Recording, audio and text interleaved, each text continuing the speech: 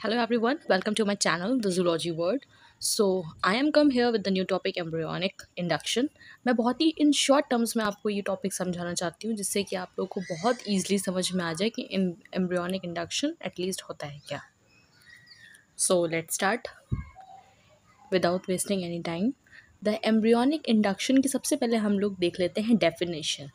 The capacities of some cell to evolve mean bring development, response in other.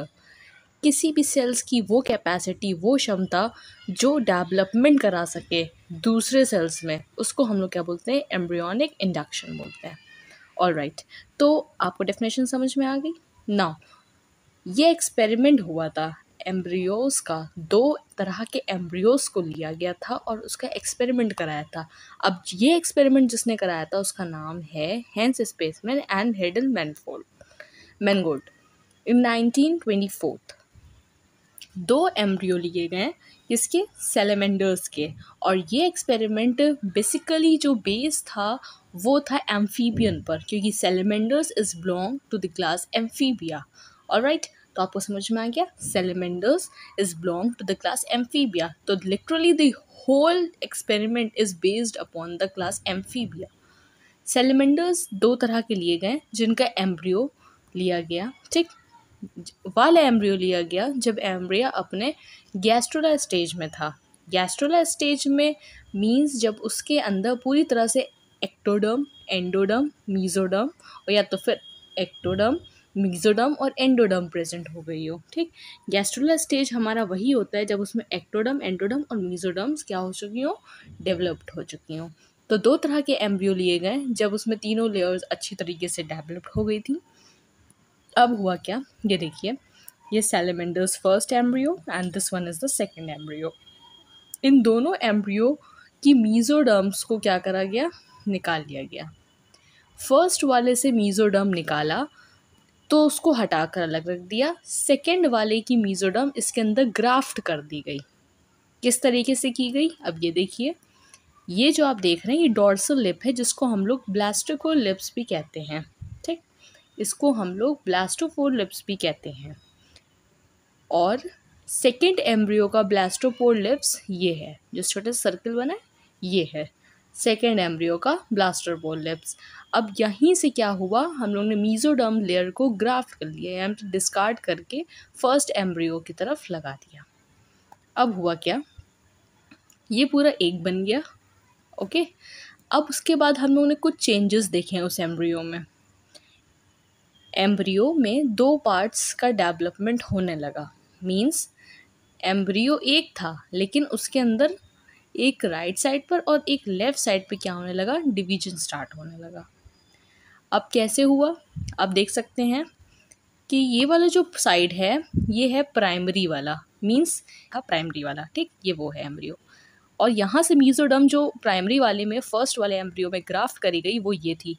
इसको हम लोगों ने नाम दे दिया सेकेंडरी न्यूरल फोल्ड का. This one is primary neural fold जिसमें से मीजोडर्म हम लोगों ने निकाल दिया था. सेकेंडरी न्यूरल फोल्ड वो जो बाहर से मीजोडर्म दूसरे एम्ब्रियो से मीजोडर्म लाके यहाँ पे ग्राफ्ट कर दी गई, ये वो है.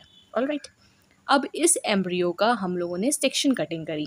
Okay, now we will done the section cutting of this embryo. ये देखने के लिए कि हम लोगों ने जो एक्सपेरिमेंट करा है, या फिर कह सकते हैं जो हेंस स्पेसमैन और हिंडे मैनगोल्ड ने जो करा था एक्सपेरिमेंट, वो सक्सेसफुल हुआ कि नहीं हुआ.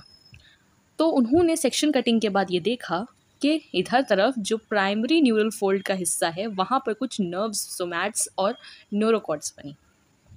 और सेकेंडरी न्यूरो फोल्ड की तरफ भी क्या बनी? नोटोकॉर्ड बनी, सोमाइट्स बने, बहुत सी चीज़ें बनी. राइट, यहाँ पर आ जाते हैं.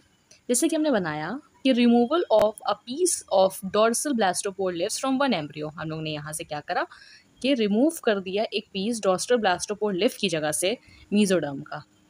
फिर क्या करा, ट्रांसप्लांट इनटू अ वर्टिकल और लेटरल पोजीशन, चाहे तो वर्टिकल पोजीशन या राइट और लेफ्ट पोजीशन में जाके उसको क्या कर दिया? ग्राफ्ट कर दिया, ट्रांसप्लांट कर दिया ऑफ अदर सैलेमेंडर्स एम्ब्रियो.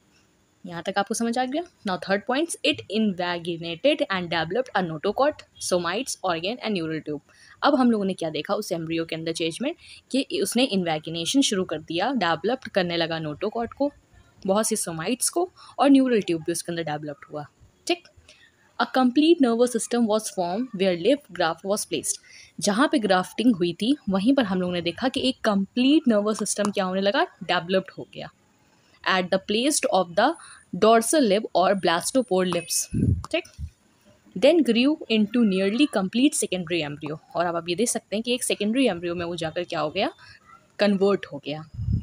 अब क्या हुआ यहाँ पे बच्चों, the developing embryo has both grafted tissues and induced host tissues. अब जो सेकेंडरी एम्ब्रियो डेवलप्ड हो रहा है उसमें हम लोगों ने देखा कि ग्राफ्टेड टिश्यूज़ भी क्या हो रही हैं, डेवलप्ड हो रही हैं। जो हम लोगों ने सेकेंड एम्ब्रियो से निकाल के फर्स्ट एम्ब्रियो में लगा दी थी वो भी हो रही हैं डेवलप्ड। और जो इंड्यूस्ड होस्ट हैं, जो इसकी अपनी खुद की थी टिश्यूज़, वो भी डेवलप्ड हो रही हैं। ठीक, अब आगे समझिए होता क्या है। लेकिन फिर हम लोगों ने ये देखा उसके अंदर चेंजमेंट कि जो हमारे प्राइमरी है, ठीक, प्राइमरी न्यूरल फोल्ड है, जो फर्स्ट एम्ब्रियो था, ये अच्छे से डेवलप्ड होने लगा। ऑलराइट, ये चीज़ जो थी वो बहुत ही अच्छे से डेवलप्ड हो रही थी। और जो कि सेकेंडरी वाली थी वो इस हद तक की डेवलपमेंट शो नहीं कर पा रही थी।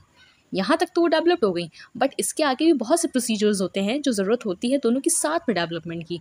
बट जो एक वेल नर्वस सिस्टम जिसको हम लोग बोलेंगे या वेल पार्ट्स बोलेंगे जो हमारे एम्ब्रियो के अंदर डेवलप्ड होने चाहिए, वो हमारी प्राइमरी जो न्यूरल फोल्ड है उसने शो करना स्टार्ट कर दिया। क्योंकि बच्चों जो प्राइमरी वाला था न्यूरल फोर्स, इसी ने डेवलपमेंट ज़्यादातर हद तक की शो करी। दैट्स वाई हम लोग इसको नाम दे देंगे प्राइमरी इंडक्टर का या फिर प्राइमरी ऑर्गेनाइजर का। ऑलराइट, ये हमारा था सेकेंडरी एम्ब्रियो। सेकेंडरी एम्ब्रियोज में क्या हुआ, जो डोनर साइड की मीजोडर्म्स हम लोग ने ली थी उन्होंने इतनी डेवलपमेंट अपने आप की शो नहीं करी। और जबकि होस्ट जो था, होस्ट वाली हम लोग ने जो टिश्यूज़ ली थी, वो होस्ट टिश्यूज़ ने क्या करा था, उसने अच्छे से डेवलपमेंट स्टार्ट कर दिया था।